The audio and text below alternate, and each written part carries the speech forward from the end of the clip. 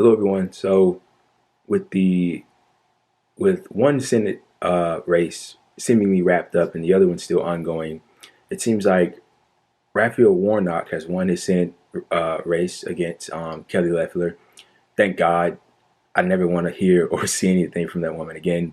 And it seems as if Jon Ossoff's Senate race is still going on, although a lot of analysts and experts have said that he's basically won already, and that, well, officially, of course, the media and whatnot will say that it's too close to call, but they're saying that he already won. It's presumed that the Democrats have control of all forms of government at the moment, or at least until Donald Trump finally gets out of office. And so that's the assumption that we're going to go with for the remainder of this video. Now, assuming that the Democrats have won the Senate, which it seems like they have, let's talk about what happens next. Because the one thing that Democrats love to do is make up excuses as to why they can't better people's situation, implement more progressive policies, thereby preserving the status quo. So first and foremost, let's get into the two candidates that, one that won and the other one that is yet to win but will most likely win. So neither of these candidates are candidates that progressives would or lefties would willingly choose. Jon Ossoff has he's too conservative for me, and I'm sure many of the lefties that are watching. He doesn't believe in Medicare for all. He doesn't believe in a New Deal. He doesn't believe in free college and things of that nature. I'm not sure what his positions are on war or foreign affairs, but I'm sure that there are disagreements that lie in that area as well. But is he better than Purdue? Yes. Yes. A million times yes. Yes. Take him over Purdue any day of the week, any time. Raphael Warnock, he was asked what kind of government he believed in, and he said like a free capitalist system. Do I believe in that? No, not necessarily. So there's disagreement there. Basically two corporate Democrats we're dealing with here, but it's better than their opposition, and they do have upsides. We have to mention that they do have upsides. They'll be good on certain issues, I'm sure.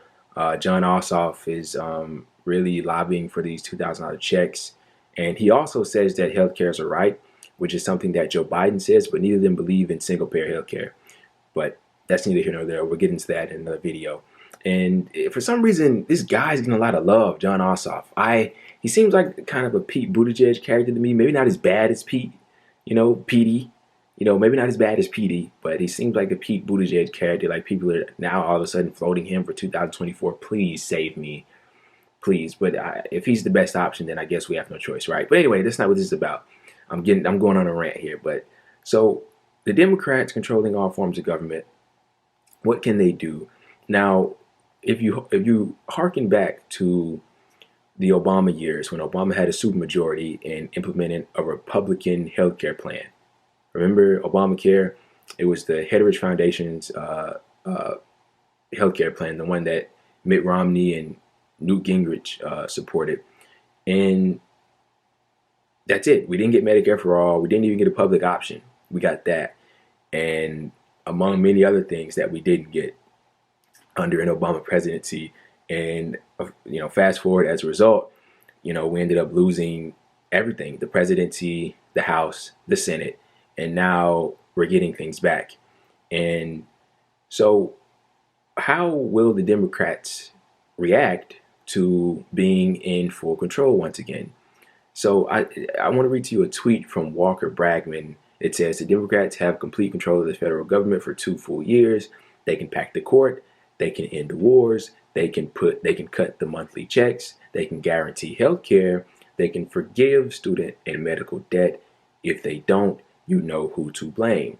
Now, this is very true. They can do all these things, but you have to remember that Joe Biden is the president-elect, and he will be the president, assuming that he is able to make it through these 4 years.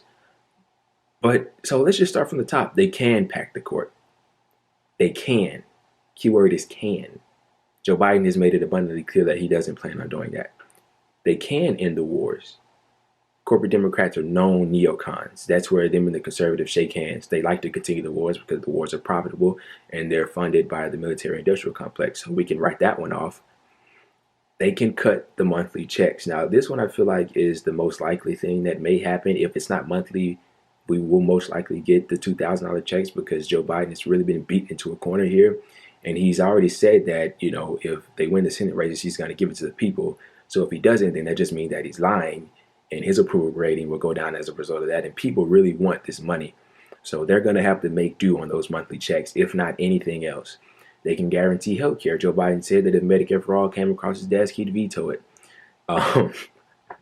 Look, I'm not trying to sound cynical here. I'm really not trying to sound like a nihilistic pessimist or anything of that nature, but I'm just telling you the reality of it. That's the look, don't expect anything.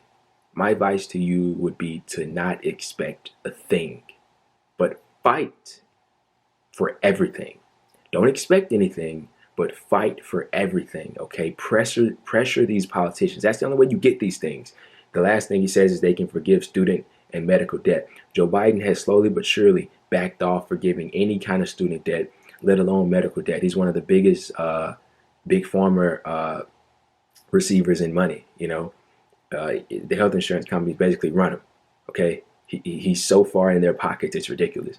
So that's something that I can't really foresee happening, but they can be pressured. They can be pressured into doing these things, okay?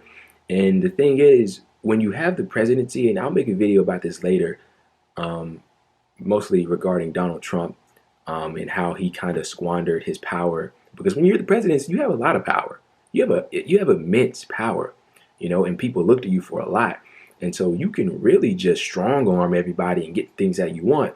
That's why a lot of lefties were so critical of Barack Obama when he was in office, because he's the president. And like, if you want Medicare for all, he had a supermajority. I just mentioned how he got the Republican healthcare plan. To get something like single payer, okay, you got a bunch of blue dogs and corporate Democrats that don't want to support it. Bring everybody together. Hey, look, man, this is the direction that we're going.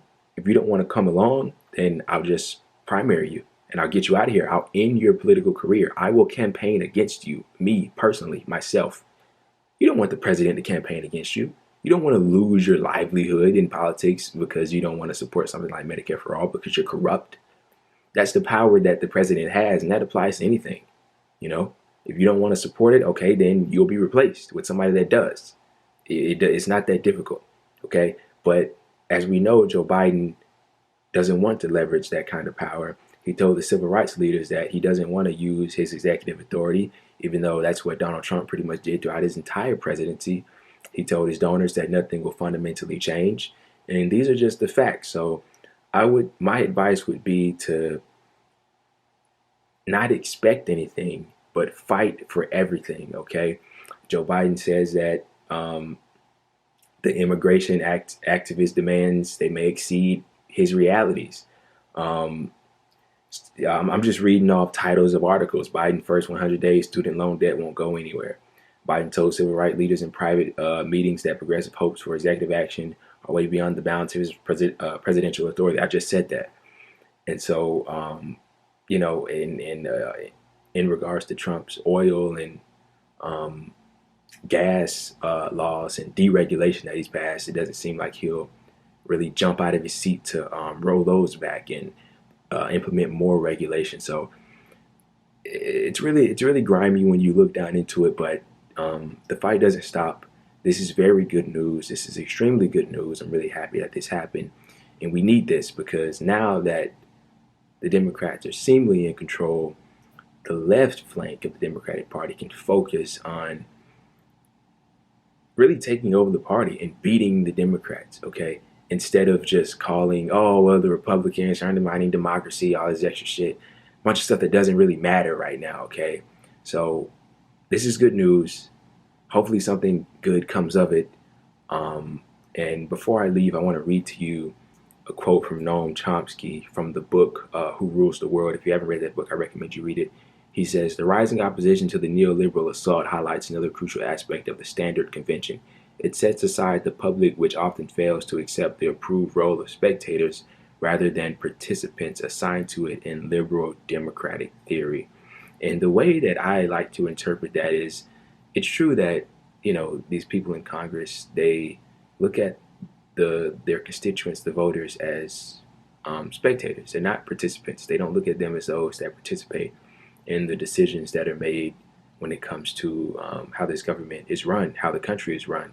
If you look at any poll, you see that the people overwhelmingly support Medicare for all, legalizing marijuana and all drugs, and ending the wars and things of that nature. But they do the bidding of their donors and the people that fund their campaigns, instead of catering to the people that they see as, once again, spectators and not participants. If they saw the people as participants, they would look at the polls and implement the policies that the people overwhelmingly want.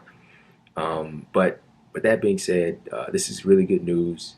I wanted to bring this to you, and hopefully we can see some positive change as a result of it. I don't think that Joe Biden is going to be the next FDR, but if he really wants to, he can come close to it. And let's all hope that the squad and the righteous people in Congress can really get their act together and hold his feet to the fire and everybody else's feet to the fire, and keep the pressure on them so that they can ease some of the hurt that is spread so far and vast across the country. Thank you for watching. My name is Malik. Please like, comment, subscribe. Peace.